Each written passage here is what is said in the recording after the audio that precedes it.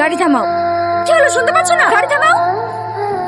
একটা কথা জিজ্ঞেস করবো? হ্যাঁ করো। তুমি আমাকে কতটা বিশ্বাস করো? করতাম। ও করতে, তার মানে এখন আর করো না, তাই তো? আসলে কি জানো তো, এই 15-16 বছর বয়সটা না অনেক খারাপ। কোনটা ভুল কোনটা ঠিক বোঝার কোনো ক্ষমতাই থাকে না। কেউ একটু মিষ্টি করে কথা বললে মনটা তার প্রেমে পড়ে যায়। ঠিক এই ভুলটাই 2 বছর আগে আমিও করেছিলাম। পরে জানতে পারি ওই মানুষটার চরিত্রই খারাপ। সেটা জানার পর থেকে ওর সাথে কোনো সম্পর্কও রাখিনি।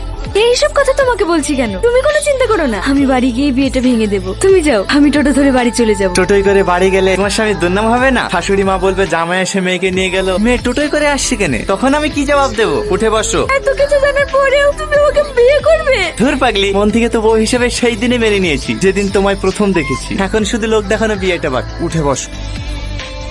জানো, এখন আমার কাছে সবকিছু স্বপ্নের মতো মনে হচ্ছে যে তোমার মতো এত ভালো মানুষ আমার জীবন সঙ্গী হিসেবে পাবো। ধুর পাগলি, শুধু আজকের রাতটাই তো, তারপরেই তো তুমি আমার।